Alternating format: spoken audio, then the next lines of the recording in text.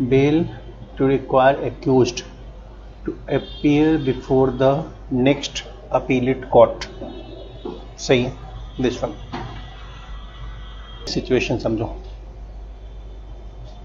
ये क्या है. और नॉर्मली एक बार देखो मैजिस्ट्रेट पे ट्रायल चली, ठीक है, और सपोज कर लो एक्स वर्सेज स्टेट. क्लियर. अब मान लो एक्स बड़ा अच्छा से मुकदमा लड़ा और सब कुछ लग रहा है कि उसके फेवर में है, और ये भी एक्स को लग रहा है कि वो इनोसेंट साबित हो जाएगा और कोर्ट इसको छोड़ भी देगी. अब देखो ट्रायल कंप्लीट हो गई, ठीक है, और कोर्ट जो है जजमेंट प्रोनाउंस करने वाली है अगले डेट पे. वो कह दी कि साहब देखो 10 अगस्त 2025 that is we shall pronounce the judgement. और साथ साथ एक्स को ये भी कहा कि अपनी श्योरिटी लेके आना, श्योरिटी एंड बेल बॉन्ड लेकर के आना. ठीक है. एक्स को क्या अंदाजा लगना चाहिए यहां पे, उसकी कन्विक्शन हो रही है, एक्यूटल हो रही है. आज जज ने उसको कहा कि 10 अगस्त 2025 को ऑर्डर है, फाइनल जजमेंट है, और उस दिन पे अपनी जो श्योरिटी है वो लेकर के आना, बेल बॉन्ड लेके आना. क्या अंदाजा लगाना चाहिए एक्स को, वो कॉन्विक्ट हो रहा है या एक्यूटल हो रही है उसको?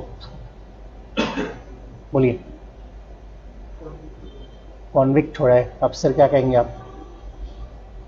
कॉन्विक्ट मतलब सजा होगी, एक्यूटल मतलब बड़ी होगा. ठीक है. क्या लग रहा है आपको, कन्विक्शन होगा या एक्यूटल होगा? श्योर. ये कह रही है श्योर है एक्यूटल होगा. एक ने कहा श्योर है कि कन्विक्शन है. जज की बातों से सुन के लग रहा है.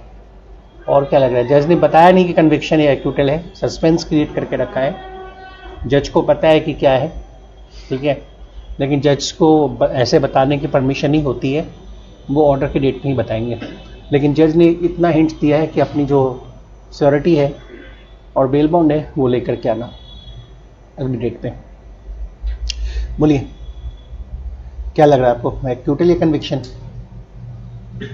एक्यूटल लग रहा है. हाँ जी आप बताओ क्या लग रहा है? एक्यूटल. कन्विक्शन क्यों नहीं लग रहा है?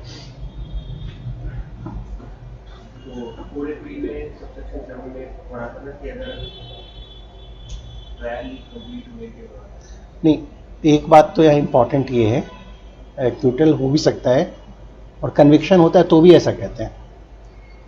ऐसा जो लोअर कोर्ट है वो दोनों में कहेगी, कन्विक्शन होगा या एक्यूटल होगा, दोनों में कहेगी वो. ठीक है.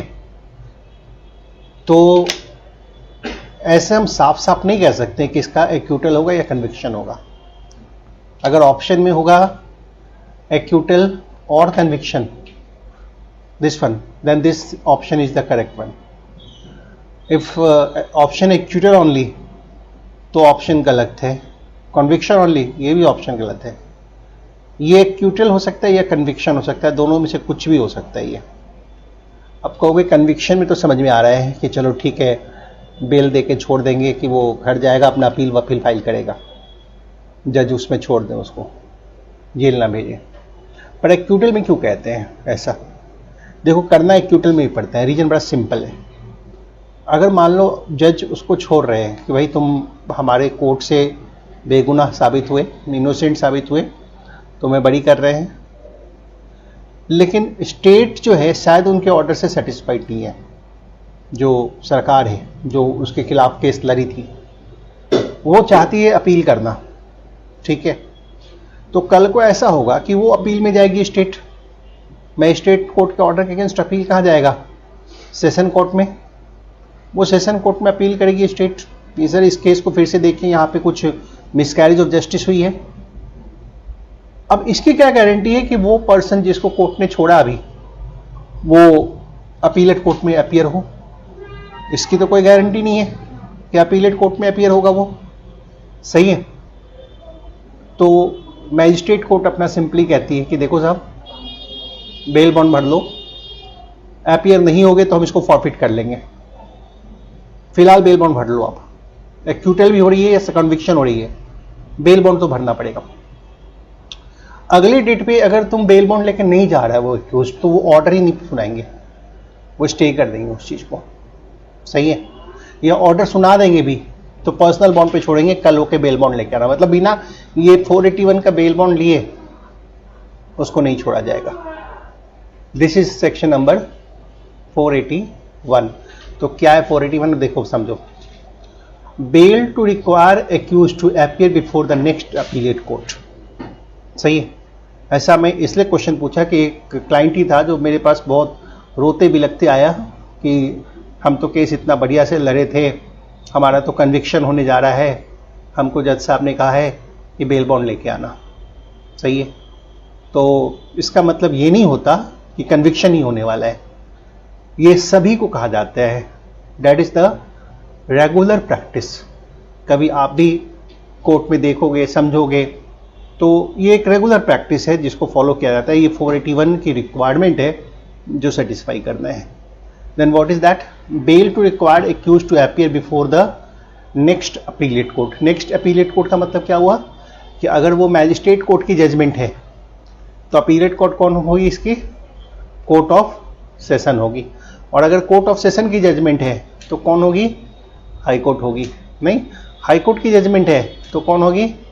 Supreme court. That is the next appellate court called here. अब सुनिए क्या कह रहे हैं। अब यहाँ पॉइंट बड़ा सिंपल है। Before the conclusion of the trial and before the disposal of the appeal. देखिए, disposal of appeal, appeal is the last matter. That was, court जो ऑफेंस ट्राई कर रही है या जो अपीलेट कोर्ट है रिक्वायर कर सकती है एक्यूज्ड को कि एक्सिक्यूट करे बेल बॉन्ड। अब आप बोलोगे कि यहां तो अपीलेट कोर्ट भी लिखा हुआ है, तो अपीलेट कोर्ट क्यों नहीं लिखेगा? क्योंकि अगर मैजिस्ट्रेट कोर्ट है, मैजिस्ट्रेट कोर्ट ने एक्यूटल दिया तो स्टेट कहां जाएगी? कोर्ट ऑफ सेशन में जाती है। कोर्ट ऑफ सेशन ने एक्यूटल दिया तो कहां जाती है? हाई कोर्ट में। तो फिर कोर्ट ऑफ सेशन भी बेल बॉन्ड भरवा लेगी, है ना। मैजिस्ट्रेट कोर्ट भी लिया और court of session appellate court है वो भी उस बेल बॉन्ड को लेगी, ठीक है। तो कहते before the conclusion of the trial and before the disposal of the appeal, court जो ऑफेंस को ट्राई कर रही है या जो अपीलेट कोर्ट है रिक्वायर कर सकती है एक्यूज्ड को to execute, what to execute? A bond or a bail bond. For what? For what purpose? The purpose is quite simple. To appear before the, that was appear before the higher court as and when such court issues notice. आप appear हो, कहां पे appear हो? Higher court में appear हो। जैसे ही court notice issue करती, हाँ मेरा ये लो,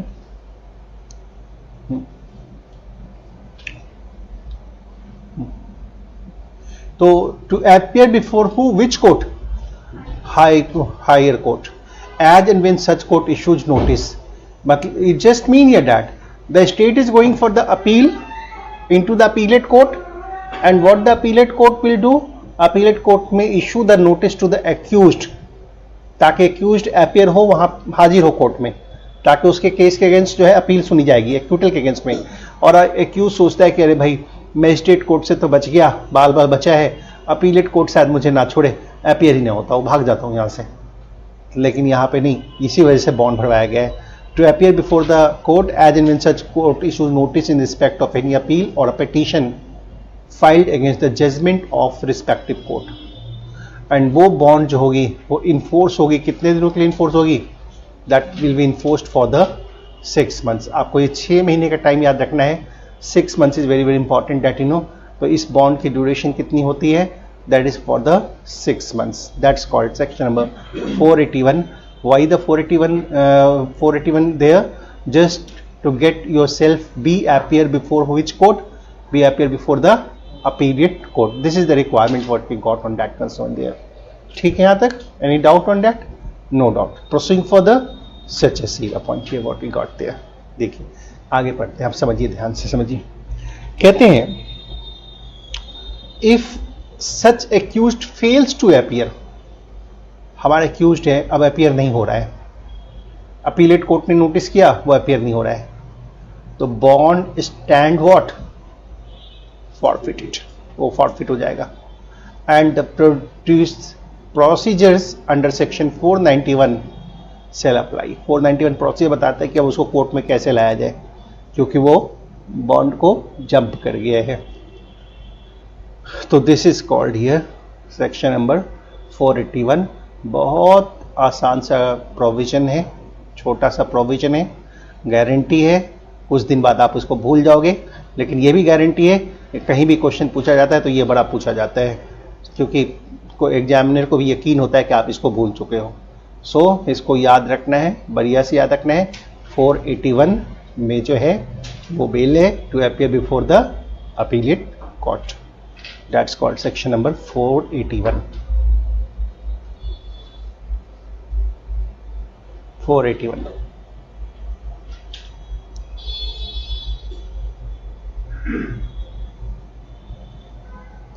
सही है। कई बार होता है मैजिस्ट्रेट हैं, अपने केस को देख रहे हैं और एक्यूज्ड को एक्यूटल दे रहे हैं, और ये 481 का बॉन्ड लेना ही भूल जाते हैं। अब मैजिस्ट्रेट को नहीं याद है, एडवोकेट को भी कहाँ याद रहेगा, उनको भी नहीं याद है, और ये बॉन्ड लेना मिस हो जाता है। तो ये सब सर्विस पे नेगेटिव इम्पैक्ट डालता है कि आप इतनी छोटी सी जो प्रोविजन है, छोटी चीज़ें हैं, वो भूल गए आप, है ना। So these things are very very remarkable.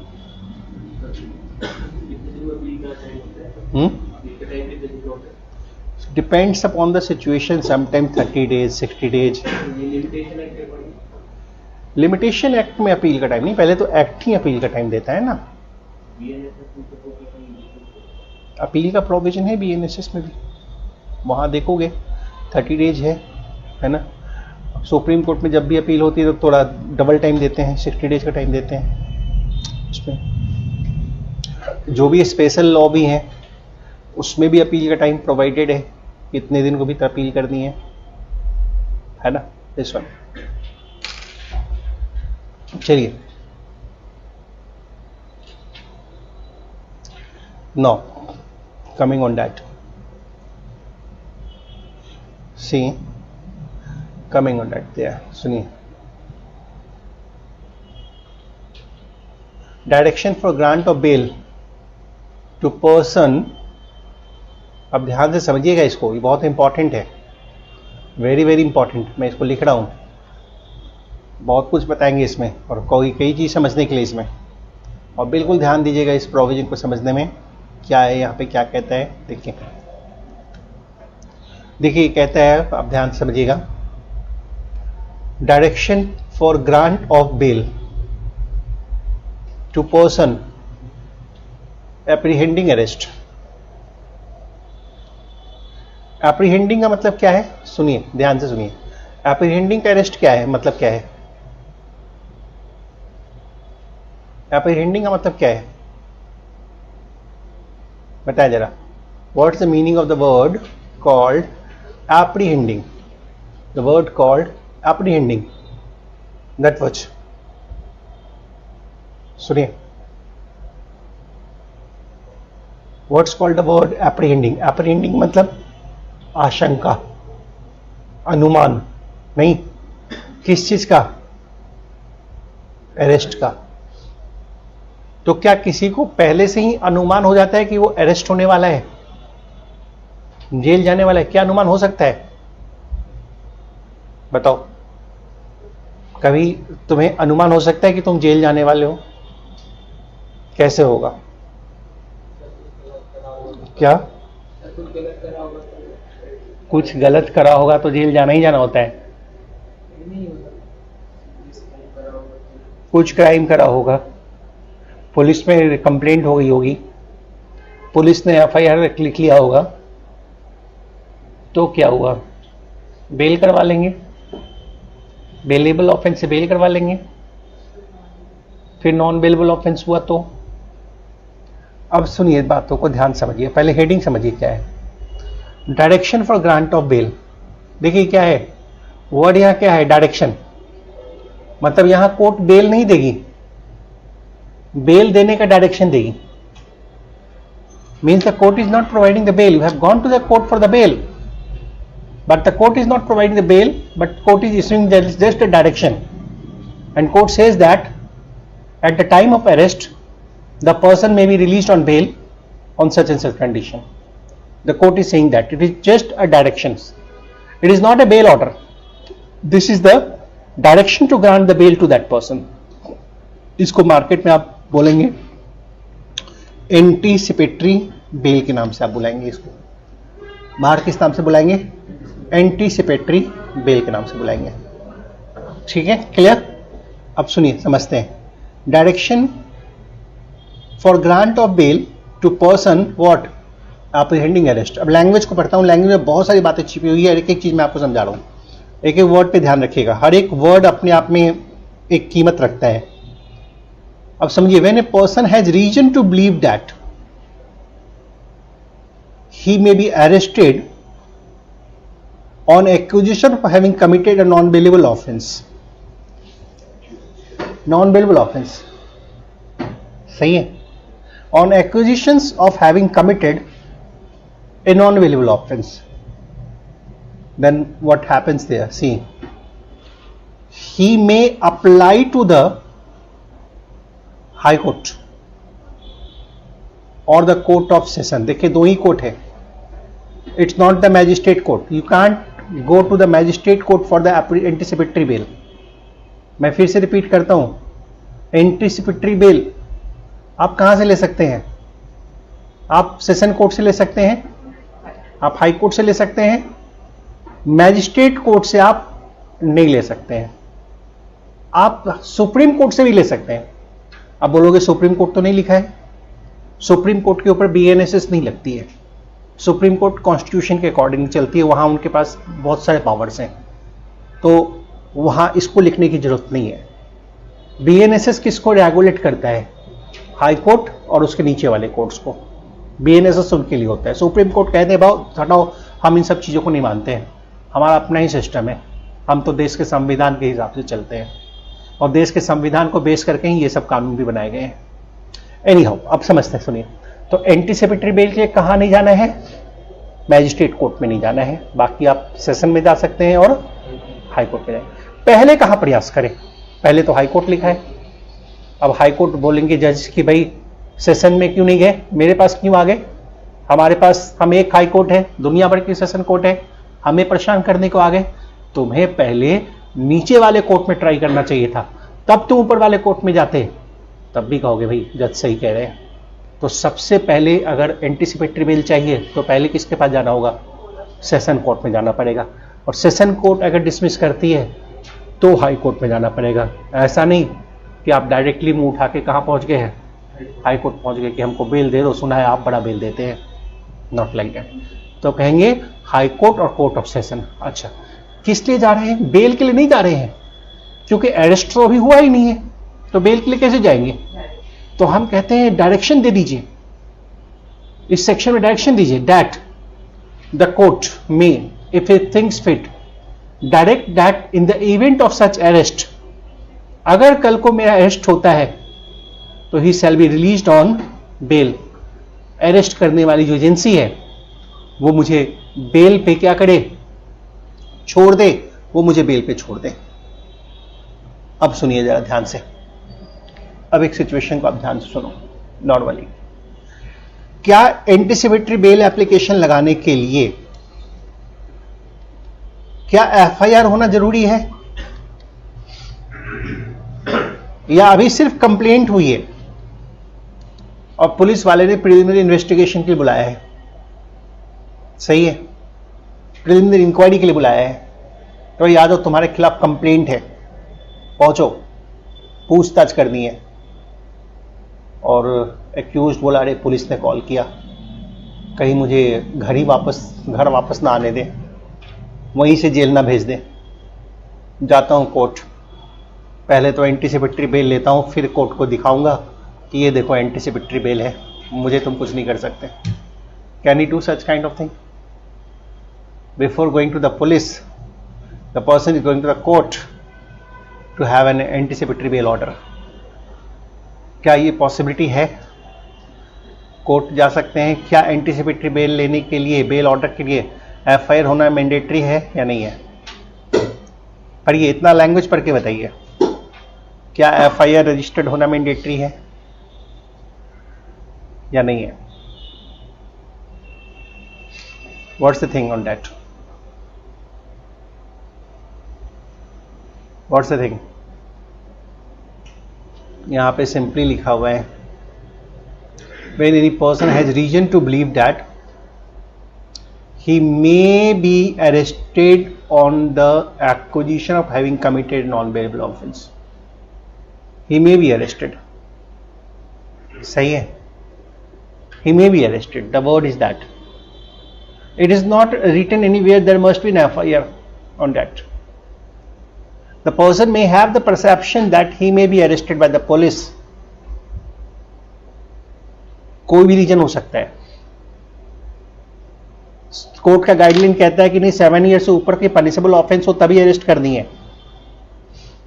वहाँ आईओ ऑन रिकॉर्ड कुछ मेंशन कर देगा कि नहीं साहब इसके भागने के चांसेस ज़्यादा हैं या नोटिस को कंप्लाई नहीं कर रहा है तो इसका अरेस्ट करना जरूरी है. पुलिस के पास अरेस्ट को लेकर के बहुत सारे पावर्स होते हैं. वो सिचुएशन को किधर से किधर भी घुमा सकते हैं.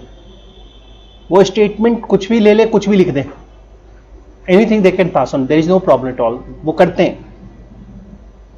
तो एक्यूज हमारा कोर्ट पहुंच गया और कहा कि सर मेरे पास एफआईआर की कॉपी नहीं है और मुझे पता भी नहीं कि एफआईआर अभी हुई है या नहीं हुई है, मुझे ये भी नहीं पता, और अगर हुई है तो मुझे एफआईआर की कॉपी नहीं दे रहे हैं.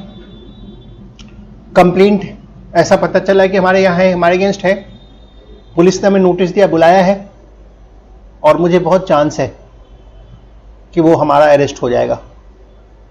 पुलिस सपोर्ट कर रही है कंप्लेनेंट्स को, मिली हुई है. 4 एलिगेशन पुलिस में ही लगाया और कोर्ट में एंटीसिपेटरी बेल एप्लीकेशन लेके खड़े हो गए.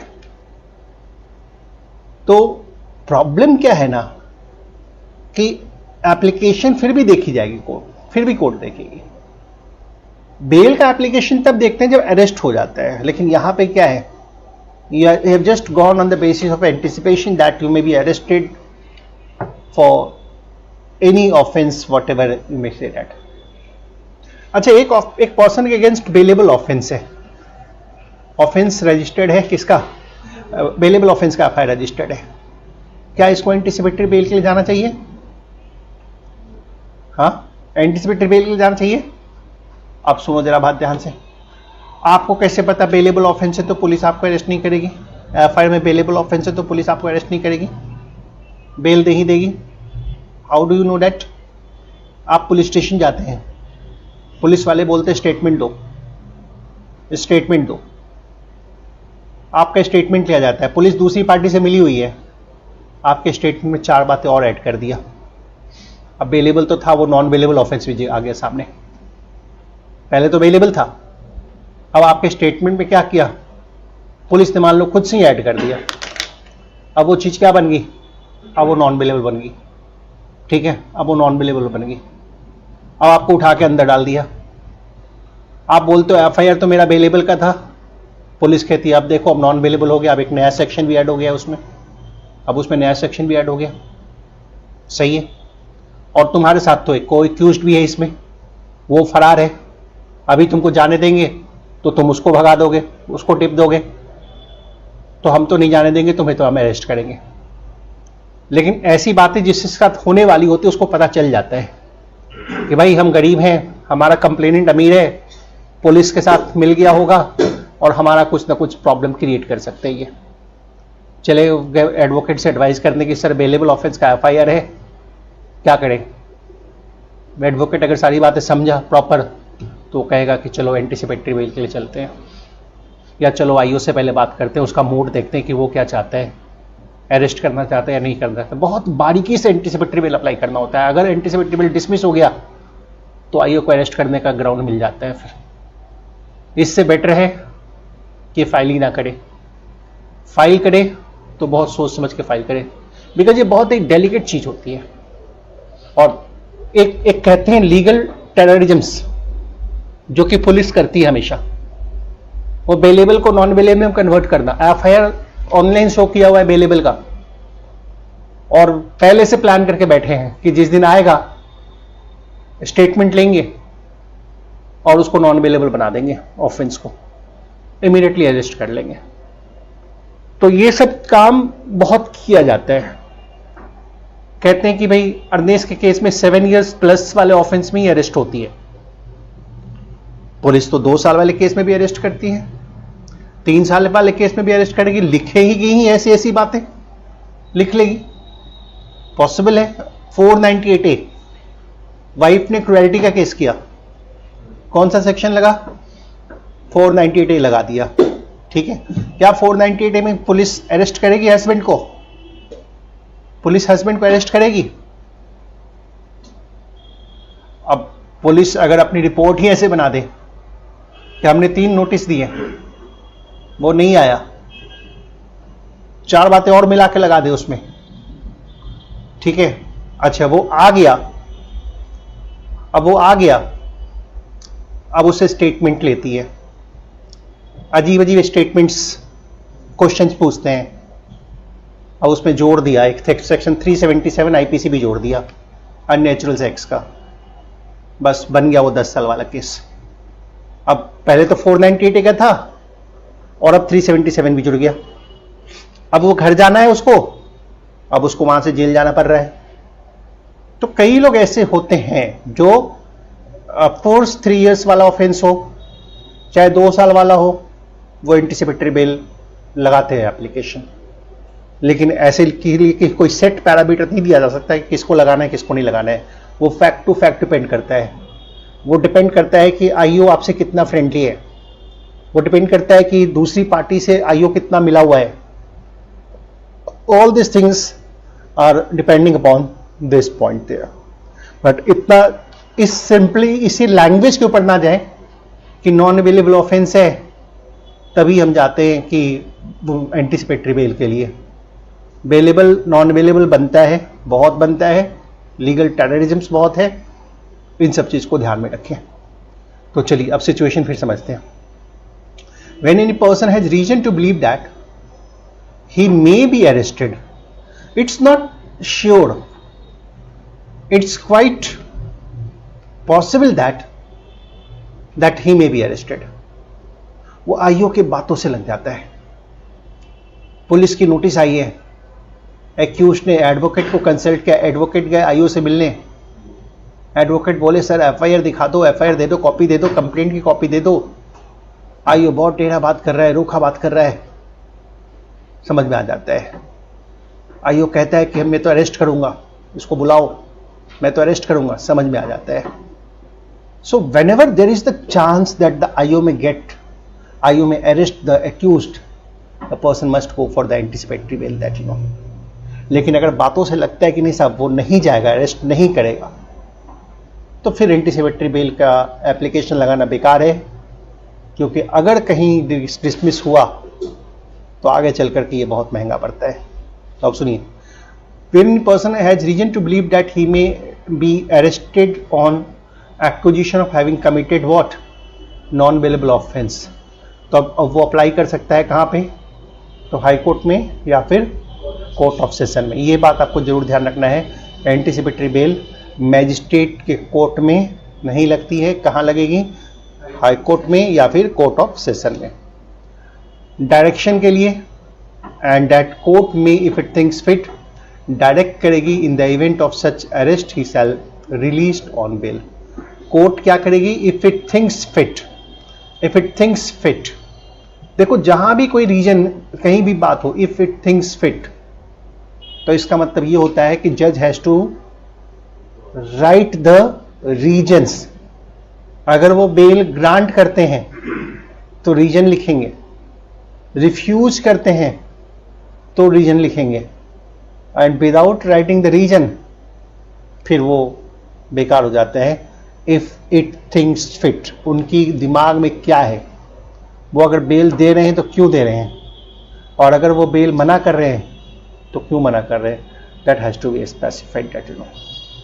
डायरेक्ट क्या डायरेक्शन देंगे, क्योंकि अभी तो अरेस्ट हुआ नहीं है, तो डायरेक्शन देंगे कि in the event on such arrest, अगर उसको अरेस्ट किया जाता है तो he shall be released on bail, he shall be released on bail. सही है। फिल्मों में देखते हो ना, पुलिस अरेस्ट करने आई है हीरो को, उधर से वकील आते हैं, आप इसको नहीं अरेस्ट कर सकते हैं, ये देखो इसका एंटीसिपेटरी बेल ऑर्डर। देखा है, होता है। रियलिटी में ऐसा पॉसिबल है? रियलिटी में ऐसा पॉसिबल है? जब कोर्ट एंटीसिपेटरी बेल ऑर्डर देने से पहले आईओ को नोटिस करती है, आईओ कोर्ट में आता है केस में, पीपी को सुनती है, एक्यूज को सुनी, तब जाके देती है। यानी कि जब एंटीसिपेटरी बेल ऑर्डर होता है तो आईओ को पता रहता है कि उसको एंटीसिपेटरी बेल मिल गया है। लेकिन हमारे फिल्मों में क्या दिखाते हैं कि पुलिस चली गई अरेस्ट करने और वो उधर से निकाल के दिखा रहा है anticipatory bail order, but situation कुछ और होता है, उसको पहले से पता रहता है कि एंटीसिपेटरी बेल मिल चुका है, अरेस्ट ना करो, है ना।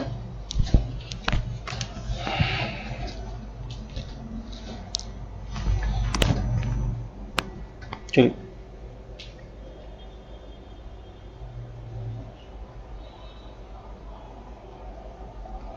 नो, अभी एक रील देख रहा था, उसमें पुलिस वाला एंटीसिपेटरी बेल ऑर्डर को मानने से इनकार कर रहा था। बोलता है मेरा थाना है, यहाँ मेरा ऑर्डर चलेगा, मैं एंटीसिपेटरी बेल ऑर्डर नहीं मानता, मैं नहीं छोड़ूंगा एक्यूज्ड को। बताओ, ऐसा होता है? अगर कोई पुलिस वाला करे ऐसा तो क्या होगा? कोई पुलिस वाला अगर ऐसा करे तो उसके अगेंस्ट क्या एक्शन हो सकती है?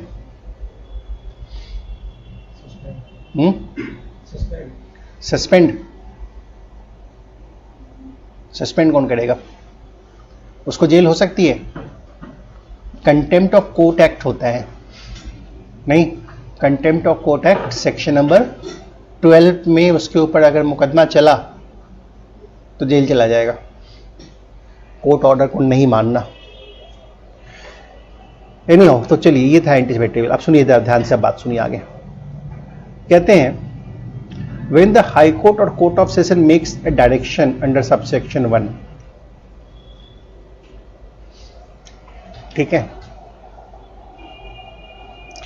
it may include such condition in such direction in the light of the facts of the particular case. It may include such condition। देखो, अगर एंटीसिपेटरी बेल लगा रहे हैं, दे रहे हैं ना, तो क्या लगा देंगे? क्या कंडीशन, ठीक है।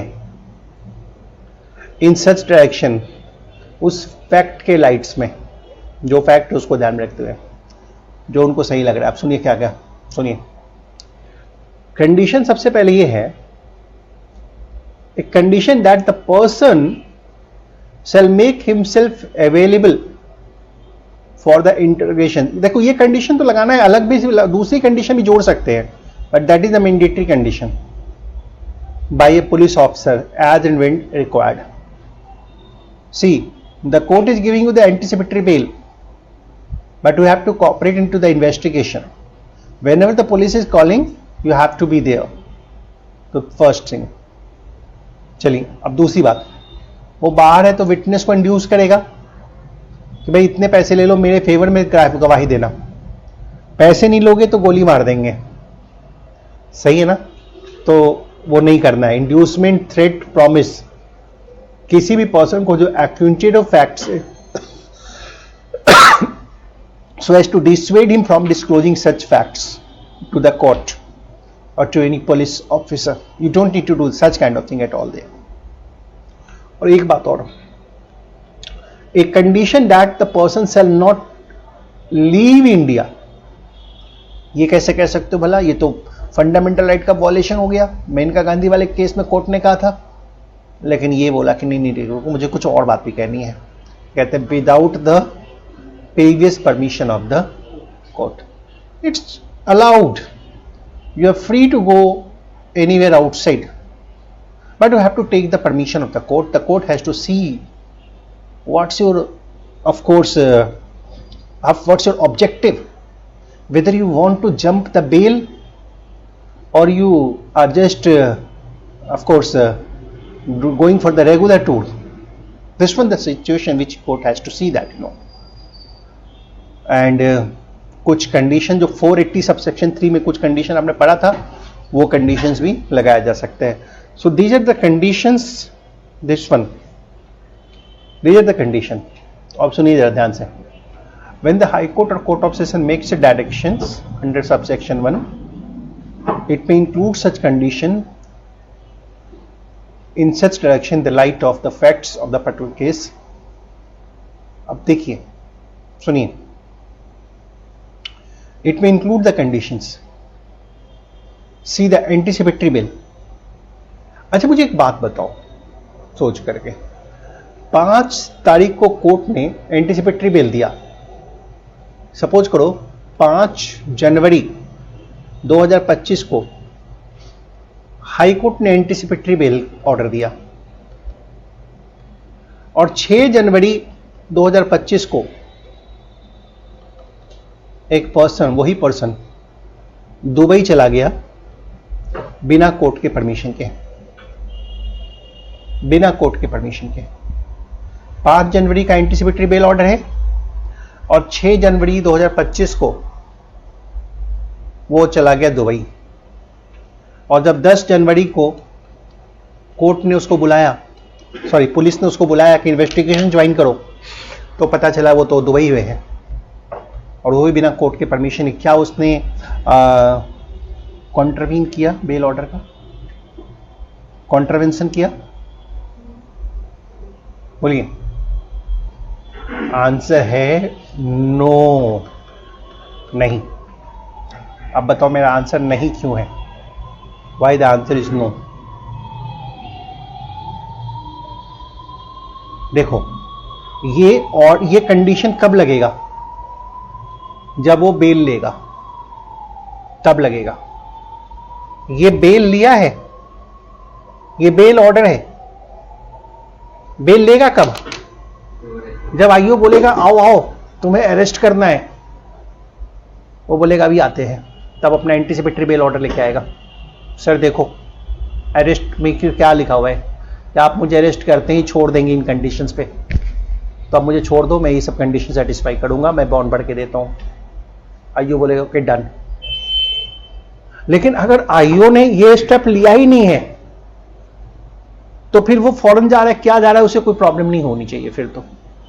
Because this is the not the bail order, this is the direction to release the person on bail at the time of arrest. This is the point. जब कोर्ट देखो एंटीसिपेटरी बेल ऑर्डर देगी ना तो ये लिखेगी, but आराम से लिखेगी इसमें कि state is directed to release the person on bail at the time of arrest subject to the following condition. ये लाइन ही यही रहेगा, ऊपर का लाइन रहेगा कि भाई state is directed to release the accused on bail at the time of arrest. ये लिखा रहता है at the time of arrest on such and such condition. और उसका अरेस्ट का टाइम ही नहीं आया तो आईओ कहते हैं बेल तो ले लिया, मैं भी तुम्हारा पैसा बर्बाद करवाऊंगा, मैं तुमको अरेस्ट ही नहीं करूंगा. खामखा अपने वकील से लड़ोगे कि झूठ मूठ का एंटीसिपेटरी बेल दिलवा दिया, पैसे खर्च करवा दिए. आईओ भी थोड़ा होते हैं कि क्लाइंट को उसके एडवोकेट से ही लड़वा दे कि भाई तुम तो मुझे बेकार का एंटीसिपेटरी बेल के लिए ले गए, सिर्फ अपने पैसे बनाने के लिए, हमें तो जरूरत ही नहीं थी, आईओ तो मुझे अरेस्ट ही नहीं किया.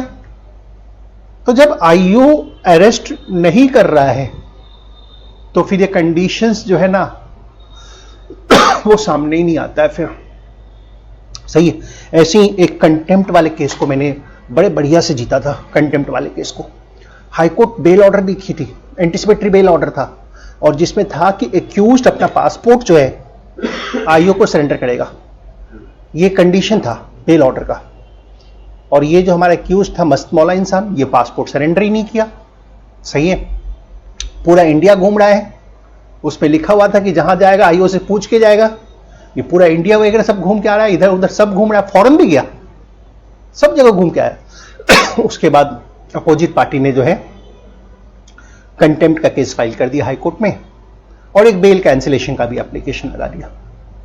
तो हाई कोर्ट में उस वक्त भी हमारा यही आर्गुमेंट था, जिसको कोर्ट ने सस्टेन भी किया, कि this is the direction to grant bail, it is not the bail order.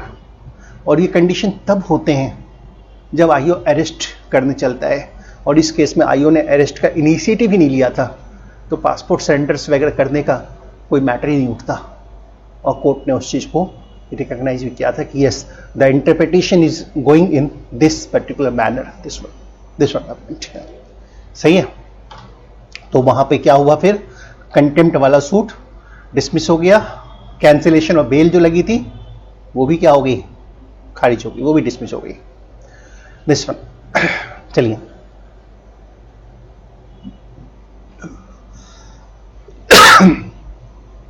consequences after taking the anticipatory bail। सुनिए,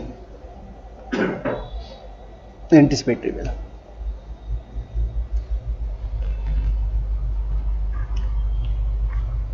अब देखिए क्या कहते हैं। If such person is there after arrested without warrant by an officer in charge of the police station on such acquisition, such acquisition का मतलब क्या हुआ, वो एक्विजिशन जिसके लिए एंटिसिपेटरी बेल है, and prepared either at the time of arrest और at any time while in the custody of such to give bail. वो पर्सन कह रहा है कि मैं बेल बॉन्ड भरने को तैयार हूं, देन ही shall be released on bail. Bail यहां मिला है उसको, इसको बेल वहां मिला है, और मैजिस्ट्रेट जो कॉग्निजेंस ले रहा है ऑफेंस का, warrant should be issued in the first instance against that person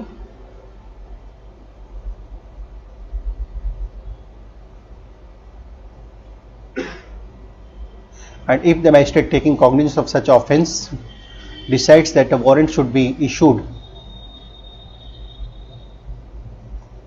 चलिए यहां तक हुआ, ठीक है, यहां तक क्लियर है। अब सुनो, अब उस पर्सन को नाम रख लेते हैं उसका। नॉर्मली मान लो राजू को क्या मिल गया, एंटिसिपेटरी बेल मिल गया। क्या पुलिस इसको अरेस्ट करेगी? पुलिस क्या राजू को अरेस्ट करेगी? बिल्कुल नहीं, पुलिस इसको अरेस्ट नहीं करेगी। लेकिन कंडीशन क्या है कि जब भी ट्रायल होगी, डेट्स होंगे, कोर्ट में आएगा। अब देखो मैजिस्ट्रेट के पास केस लगी हुई है, और तुम्हें तो पता है एक्यूज्ड को हर हियरिंग में आना होता है ना। अब समझ लो 5 तारीख को, 5 जुलाई 2025 को हियरिंग थी, और पता चला कि राजू एब्सेंट है, नहीं आया। मैजिस्ट्रेट को गुस्सा आ गया। व्हाट द मैजिस्ट्रेट में डू दैट? राजू कोर्ट में आया ही नहीं, मैजिस्ट्रेट क्या कर सकते हैं? राजू को एक फ्रेश समन इशू कर दें? नहीं, ताकि अगले डेट पे आ जाए। अगला डेट 8 सितंबर 2025, राजू फिर भी नहीं आया। यहां तो समन इशू हुआ, यहां क्या इशू करे? अब राजू को नहीं आया, दूसरी बार जंप कर गया। डिफेंस प्रोसिक्यूशन के काउंसिल कह रहे हैं कि सर बड़ा बदमाश है, नहीं आएगा, इसके खिलाफ नॉन अवेलेबल वारंट अरेस्ट कीजिए, पकड़वा के लाइए कोर्ट में, नहीं आने वाला इसमें।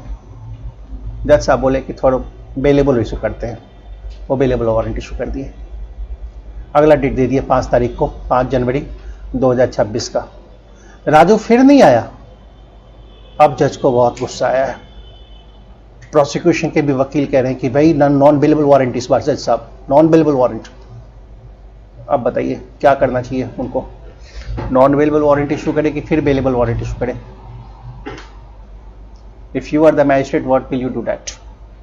पर्सन एंटिसिपेटरी बेल लेके अपने आप को बड़ा हीरो समझता है, कोर्ट में नहीं आ रहा है, तो व्हाट द जज में डू? मैजिस्ट्रेट भी देख रहे हैं कि भाई बहुत हीरो बन रहा है, एंटीसिपेटरी बेल मिल गया तो क्या करोगे? इफ यू आर द जज क्या करोगे? बताएं, anybody from here, what to do? इस बार बेलेबल या नॉन बेलेबल? Non bailable. उधर से हाई कोर्ट के जज गुस्से से ऐसे देखेंगे, भाई छोटी सी जज, तुम्हें हम इसको एंटीसिपेटरी दे के बैठे हैं और तुम इसका नॉन बेलेबल इशू कर रहे हो, मेरे से डर नहीं लग रहा है? कल ही नौकरी चली जाएगी फिर। वो कंटेम्प्ट नहीं हो जाएगा? वहां हाई कोर्ट उसको एंटीसिपेटरी दे रखी है, बेल पे छुड़वाई है, और तुम यहां बैठे बैठे उसको नॉन बेलेबल इशू करोगे। तुरंत कंप्लेंट कर देगा पीपी, वहां जाकर के बैठेगा नहीं, कल को मेरे को जज बनने का मौका मिल जाए पीपी तुरंत कंप्लेंट कर देंगे, है ना? तो नॉन बेलेबल इशू नहीं करेंगे, क्या करेंगे? बेलेबल वारंट इशू करेंगे। ठीक है, फिर अगले डेट फरवरी में नहीं आया, अब क्या करें? अब बेलेबल। फिर अगला डेट अप्रैल में, अब क्या करेंगे? अब सीखने में आ गया कि बेलेबल ही करते रहो, तुम्हारे पास पावर ही इतने हैं। अब बोलोगे तो ऐसे तो चलेगा नहीं केस, तो फिर स्टेट की दिक्कत है, वो कोर्ट में जाए एंटीसिपेटरी बेल कैंसिल करवाने के लिए, है ना? आप बैठ के बेलेबल के वारंट इशू करते रहो, आपको कुछ नहीं बोलना, आपको एडवाइस भी नहीं करना है किसी को। एडवाइस किए हैं पीपी को ना कि पीपी क्यों नहीं जा रहे हो आप एंटीसिपेटरी बेल कैंसिल करवाने? कंप्लेनेंट बोलेगा जज साहब मिले हुए, पैसे खाए हुए, एडवाइस भी देने लगे हैं अब। सही है, तो जज का काम क्या एडवाइजरी होता है? नहीं, आप आराम से बैठ के चुपचाप बेलेबल वारंट इशू करते रहो, हर डेट पे बेलेबल वारंट, 1 साल 2 साल 4 साल 5 साल। लेकिन इतना जाएगा नहीं, पीपी को अकल आ जाएगी। वो जाएगा कहां पे? पीपी कहां जाएंगे फिर? उसी कोर्ट के पास जाएंगे जिस कोर्ट ने एंटीसिपेटरी बेल दिया था कि सर देखो आपने तो एंटीसिपेटरी बेल दे दिया, आपके बेल का जो है वो नाजायज फायदा उठा रहा है, वो कोर्ट ही नहीं आ रहा है। अब वो भी जज देखेंगे कि 2-4 ऑर्डर देखेंगे, अरे ये तो बिल्कुल नहीं, तो मेरे ही ऑर्डर का डिफे किया है, एंटीसिपेटरी बेल कैंसिल। अब बोलो कौन से सेक्शन में जज के पास एंटीसिपेटरी बेल कैंसिल करने का पावर होता है? सेक्शन कौन सा होता है एंटीसिपेटरी बेल कैंसिल करने का? Which section two cancel the anticipatory bail? Same section जहां एंटीसिपेटरी बेल ग्रांट करने का पावर होता है। जो सेक्शन में बेल ग्रांट करने का पावर होता है उसी सेक्शन में कैंसिल करने का पावर होता है। अब ये लिखेगा नहीं कहीं, ये लिखेगा नहीं, इसको कहते हैं plenary power. Constitution of India में पढ़ोगे प्लीनरी पावर, मतलब अगर किसी अथॉरिटी को कोई पावर दी जाती है तो पावर माना जाता है कि आपके पास एब्सोल्यूट पावर है वो। मतलब कि अगर आपके पास टैक्स इंपोज करने का पावर है तो टैक्स को कम करने का पावर, टैक्स को कैंसिल करने का पावर, माफ करने का पावर सब आपके पास ही होगा। अब ये अलग से लिखने की जरूरत नहीं होती। ठीक उसी तरह यहां पे बेल कैंसिल करने का पावर, जिस कोर्ट के पास ग्रांट करने का पावर था उसी कोर्ट के पास क्या होगा? कैंसिल करने का भी पावर होगा, उसी कोर्ट के पास कैंसिल करने का पावर होगा। So this thing has to be think that you know. अच्छा, एक चीज क्लियर भी कर दी गई है यहां पर, देखिए ध्यान से। Magistrate taking the cognizance of such offence decides that warrant should be issued in the first instance against the person. तो उसके लिए देखो क्या मैजिस्ट्रेट के लिए डायरेक्शन दिया है। He shall issue what? Bailable warrant in conformity with the direction of the court under subsection 1। He shall always issue what? Bailable warrant। अगर नॉन अवेलेबल इशू कर दिए, गुस्सा आया, नॉन अवेलेबल कर दिए, या ठीक से पढ़ा नहीं था प्रोविजन को, पीपी के कहने पे वो जो कोर्ट में जज को असिस्ट करने के लिए वकील जो होते हैं ना, उनका प्राइम ऑब्जेक्टिव होता है कि जज से गलती करवा लो, अपने फेवर का ऑर्डर निकलवा लो। मतलब जज के जो दुश्मन होते हैं वो दोनों वकील होते हैं, प्लेंटिफ वाले भी और डिफेंडेंट वाले भी। कहते हैं कोर्ट को असिस्ट करने के लिए हैं, लेकिन वो दोनों जज के जो होते हैं ना बड़े दुश्मन होते हैं। दोनों अपने अपने फिराक में रहते हैं कि क्या बोलें, क्या दिखा दे, सुना दे कि जज साहब गलती कर दे। उधर वाला भी क्या बुलाए, क्या दिखाए, सुनाए कि जज से गलती हो जाए। और जज से गलती हुई कि नौकरी भी बड़ी डेलिकेट होती है, कभी भी सस्पेंशन हो जाता है, कभी भी नौकरी चली जाती है, कभी भी ऐसा होता है। सो अपने पे भरोसा रखना चाहिए, अपनी स्टडी को स्ट्रांग रखनी चाहिए, पूरी कॉन्सेप्चुअली अच्छे से पढ़ के रखना चाहिए। सही है। This one. नेक्स्ट पॉइंट पे आते हैं। एक पर्सन के ऊपर रेप का एलिगेशन है, क्या उसको एंटीसिपेटरी बेल मिल सकती है? यहां पे पहले ही रास्ते बंद कर दिए। नहीं साहब, किसी भी चीज के लिए एंटीसिपेटरी के लिए आ जाना, लेकिन 65 टू सेक्शन 70 वाले अपराध में एंटीसिपेटरी बेल के लिए मत आना। सही है। तो फिर वो क्या करे? एंटीसिपेटरी बेल नहीं मिल रही है तो क्या करे? फिर क्या करना चाहिए? सरेंडर, जेल जाना चाहिए, फिर रेगुलर बेल के लिए अप्लाई करना चाहिए। तो शायद रेगुलर बेल मिल जाए। मिलेगा वो भी मुश्किल है, रेगुलर बेल ही मुश्किल है।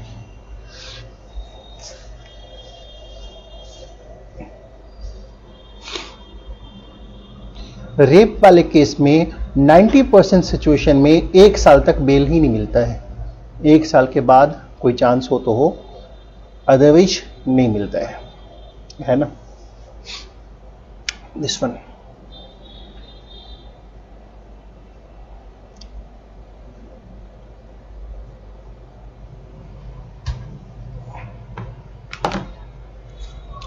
लेकिन अगर रेप विक्टिम और एक्यूज्ड में सेटलमेंट हो जाए, ठीक है, तो क्या जज, सेशन जज एक्यूज्ड को बेल देंगे या नहीं देंगे? सेटलमेंट हो गई इस ग्राउंड पे, सेटलमेंट हुई है कि अब दोनों शादी कर रहे हैं, अब दोनों शादी कर रहे हैं, तो क्या वो सेशन जज बेल दे सकते हैं? सेशन जज के पास बेल एप्लीकेशन आई है एक्यूज्ड की, यू आर द सेशन जज एंड द एप्लीकेशन में प्ली है कि दोनों में सेटलमेंट हो गई है, अब दोनों शादी कर रहे हैं।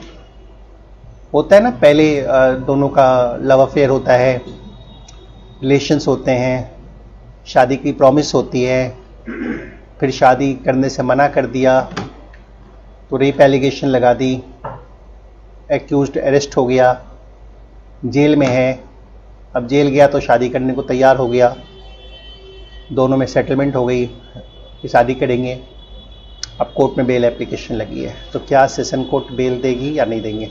You have to think on that. फिर बताइए answer. A very simple question, you need to answer that question there. बताएं, सेशन कोर्ट ऐसे हालात में बेल ग्रांट करेगी या नहीं करेगी?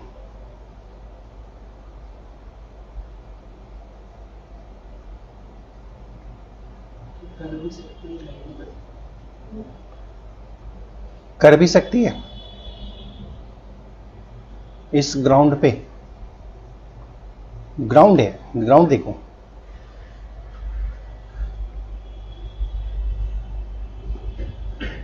क्या शादी कर लेने के बाद जो रेप पहले था अब वो रेप नहीं रहेगा? क्या वो ऑफेंस अब नहीं रहेगा? ऑफेंस तो फिर भी बरकरार रहेगा। तो सेशन जज बेल कैसे देंगे? और देते भी नहीं है, होता भी नहीं बेल, फिर भी नहीं होती। हाई कोर्ट दे सकती है। अब आपको बताना है कि मैंने सेशन कोर्ट के लिए बोला नहीं दे सकती, हाई कोर्ट दे सकती है, ऐसा क्यों? सेशन कोर्ट तो नहीं देगी, मना कर देगी, लेकिन हाई कोर्ट देखेगी कि अरे भाई चलो इसकी फैमिली स्टार्ट हो रही है, जेन्युइन है, दे दो बेल, हाई कोर्ट दे देगी। बोलिए। और लेकिन ये काम सेशन कोर्ट नहीं कर पाएगी, क्यों भला? What's the reason behind that? What's the reason behind that? बताए क्या रीजन है? क्या?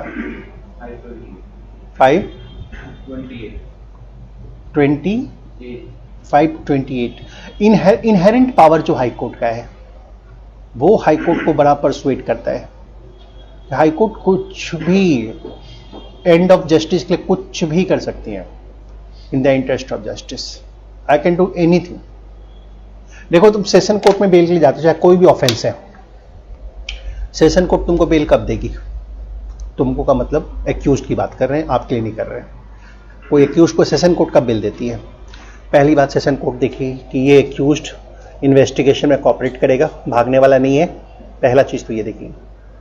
दूसरी ये देखेगी कि इसका प्राइमा फेसाई इन्वॉल्वमेंट नजर नहीं आ रहा है। फॉर्मूला बता देता हूं, प्राइमा फेसाई इन्वॉल्वमेंट इसका नजर नहीं आ रहा है हमको ऑफेंस में। अगर ये दोनों चीजों से सेशन कोर्ट सेटिस्फाइड होती है तो सेशन कोर्ट बेल दे देगी, ठीक है, मैजिस्ट्रेट भी दे देंगे। लेकिन सेटिस्फाइड नहीं होती है तो सेशन कोर्ट बेल नहीं देगी। और दूसरे वाले से सेशन कोर्ट को सेटिस्फाई करना बड़ा मुश्किल होता है, क्योंकि एविडेंस उसके खिलाफ में कई दिए जाते हैं, कई सारे एविडेंस दिए गए हैं कोर्ट में, ठीक है। तो सेशन कोर्ट अक्सर बेल क्या करती है? रिजेक्ट करती है। लेकिन जब हाई कोर्ट जाते हैं ना इसी बेल एप्लीकेशन को लेकर के, तो हाई कोर्ट ये जो प्राइमा फेसाई वाला चीज को उसको नजरअंदाज भी कर सकती है, इग्नोर भी कर सकती है। हाई कोर्ट लिख देगी बेल ऑर्डर में, भाई चार्जशीट फाइल हो गई है, एक्यूज्ड इन्वेस्टिगेशन में कोऑपरेट कर रहा है, इसको जेल में रखना सही नहीं है, bail is the of course right, grant the bail. Bail court ने ग्रांट कर दिया, क्योंकि उनके पास इनहेरेंट पावर है, जो पावर उनके पास है वो पावर जो है सेशन के पास नहीं है। सेशन की अपनी लिमिटेशन, अपनी मजबूरी है, और सेशन में बेल डिसमिस होना ही होना है ऐसे सर्कमस्टेंस में। बट हाई कोर्ट वहां पे सॉफ्ट हो जाती है, सुप्रीम कोर्ट और भी ज्यादा सॉफ्ट हो जाती है, और वो बेल ग्रांट कर देते हैं। मतलब कोई भी चीजें देख के ना पता चल जाता है कि ये बेल कहां से होने वाला है, हाई कोर्ट से या सेशन कोर्ट से ये बेल होने वाला है। रेप का कोई भी केस का बेल जो है सेशन से 90% से ऊपर चांस है, नहीं होगा, मोर देन 90% चांस नहीं होगा सेशन का बेल। बट हाई कोर्ट से जो है मामला स्ट्रांग हो जाता है, क्योंकि हाई कोर्ट चीजों को नजरअंदाज करने का पावर जो है वो हाई कोर्ट के पास है, in the interest of justice, in the interest of the freedom of the people. तो यही रीजन है कि हाई कोर्ट से बेल जो है वो ज्यादा होते हैं, दैट ये रीजन ज्यादा होता है ना। तो अब आप बोलोगे सीधे हाई कोर्ट में बेल फाइल कर दें, फिर वो भी गलत होगा। अब हाई कोर्ट में सीधे बेल फाइल करते हो ना, तो दो प्रॉब्लम्स हैं। पहला, हाई कोर्ट बोलेगी सेशन में क्यों नहीं है, क्योंकि वो सेशन में जाए बिना तो हाई कोर्ट देखेगी नहीं उस चीज को। हम यही सारी लॉजिक अगर हाई कोर्ट को बता दे कि सर यहाँ पे इनहेरेंट पावर की जरूरत पड़ेगी, सेशन के पास वो नहीं है, हम जानते थे, समझते थे, बुद्धू नहीं है, तभी हाई कोर्ट में आया सीधा। वो ये तो मैं अंदर की बात है, सो मैं बता रहा हूं, वो इन दलीलों पे नहीं जाएगी। इसके लिए हाई कोर्ट, सेशन कोर्ट का उनको ऑब्जर्वेशन चाहिए ही चाहिए। तो बिना सेशन में बेल डिसमिस हुए हाई कोर्ट नहीं सुनती, ठीक है। तो हाई कोर्ट जाना। दूसरा रीजन हाई कोर्ट में बेल नहीं लगाने का ये भी होता है कि हाई कोर्ट में डेट्स बड़े लंबे पड़ते हैं बेल के। आज एक डेट पड़ गई, चार्जशीट फाइल होने से अगर पहले जाते हैं तो आज डेट पड़ गई, दूसरी डेट 2 महीने बाद दे देंगे, तीसरी डेट 3 महीने बाद, तब तक एक्यूज जेल में बंद है। बट सेशन में आज डेट पड़ी, कल फिर आ गई, परसों फिर आ गई, 3 दिन में डिसाइड कर दिया देना है या मना करना है, 3 दिन में वो डिसाइड कर दिया। बट हाई कोर्ट 3 महीने में भी डिसाइड नहीं करती है, that takes the time that you. सही है दिस वन, ठीक है। तो that was the situation called here. तो रेप वाले केस में एंटिसिपेटरी बेल नहीं मिलेगा। अब चूंकि देखो जो स्टेट का मामला होता है, ये आप पढ़े हो ना कॉन्स्टिट्यूशन में, जो लिस्ट होते हैं, जो लेजिस्लेटिव लिस्ट हैं, कितने लेजिस्लेटिव लिस्ट हैं? 3 होते हैं, नहीं? फर्स्ट हो गया यूनियन लिस्ट, सेकंड हो गया state list, and third concurrent power, and जो बच गया उसको क्या कह दिया? रेज्यूटरी पावर। यूनियन लिस्ट में कानून बनाने का काम किसका है? किसका? सेंट्रल गवर्नमेंट कैसे कानून बना लेगी? पार्लियामेंट बनाएगी। सही है, पार्लियामेंट बनाएगी। नहीं, आप तो लॉ स्कूल के बच्चे अब नहीं हो, प्रिपरेशन कर रहे हो तो एग्जैक्ट वर्ड बोलेंगे, एग्जैक्ट। सेंट्रल गवर्नमेंट नहीं बल्कि पार्लियामेंट। लिस्ट 2 में कौन बनाएगा? State legislatures. और लिस्ट 3 कॉन्करेंट लिस्ट में दोनों बनाएंगे। नहीं, लेकिन अगर दोनों ने बना दिया तो किसका चलेगा? दोनों ने बना दिया तो किसका चलेगा? पार्लियामेंट का चलेगा। लेकिन अगर स्टेट प्रेसिडेंट से परमिशन ले ले तो फिर किसका चलेगा? प्रेसिडेंट का, स्टेट का चलेगा। नहीं, और जो कहीं नहीं लिखी हुई है उसको क्या कहते हैं? रेज्यूटरी पावर। और रेज्यूटरी पावर में किसके पास पावर है? पार्लियामेंट के पास पावर है। तो ये जो लॉ एंड ऑर्डर है ये कौन से लिस्ट में आती है? लॉ एंड ऑर्डर के ऊपर कानून बनाना ये कॉन्करेंट लिस्ट का पार्ट हो जाता है। That is the part of the concurrent list. तो इसमें कानून कौन बनाएगी? सेंट्रल गवर्नमेंट भी बनाएगी और स्टेट भी बनाएगी। तो सेंटर ने क्या बनाया? BENSS बना दिया। अब स्टेट बैठी है, अब वो बोलती है अरे हमारे स्टेट के लिए सेक्शन ठीक नहीं लगता, हमारे स्टेट में बहुत क्राइम भरा हुआ है और लोग क्राइम कर करके एंटीसिपेटरी बेल लेकर चले जाते हैं, तो हम अपने स्टेट में एंटीसिपेटरी बेल देंगे ही नहीं। तो वो एंटीसिपेटरी बेल के ऊपर एक नया प्रोविजन बना दिया और जाके प्रेसिडेंट से अप्रूवल ले लिए। तो फिर उस स्टेट में क्या चलेगा? उनका चल जाएगा। तो आप कई बार पढ़ेंगे ना कि ये BNSS है, लेकिन नीचे पढ़ोगे स्टेट अमेंडमेंट। सही है, तो वहां स्टेट की अमेंडमेंट आ जाएगी। तो पहले मैं एक और स्टेट अमेंडमेंट पढ़ाता था कि यूपी में एंटीसिपेटरी बेल अलाउड नहीं है, यूपी की सरकार ने डिक्लेयर। लेकिन अब यूपी की सरकार बोली कर लो, यहां भी लो एंटीसिपेटरी बेल, वो भी अब ओपन कर दी। पहले यूपी में ना क्राइम बहुत था, तो जब योगी जी की सरकार आई थी और पहले की भी सरकार, सब ने एंटीसिपेटरी बेल को क्या किया हुआ था? बैंड किया हुआ था। एंटीसिपेटरी बेल नहीं होता था वहाँ। लेकिन अब जो है थोड़ा क्राइम कंट्रोल हुआ है तो एंटीसिपेटरी बेल जो है उन्होंने अलाउ किया है। अब एंटीसिपेटरी बेल वहाँ लगता है। ठीक है यहाँ तक? This one. चलिए स्पेशल, अब इस पर कुछ जजमेंट देखेंगे और कल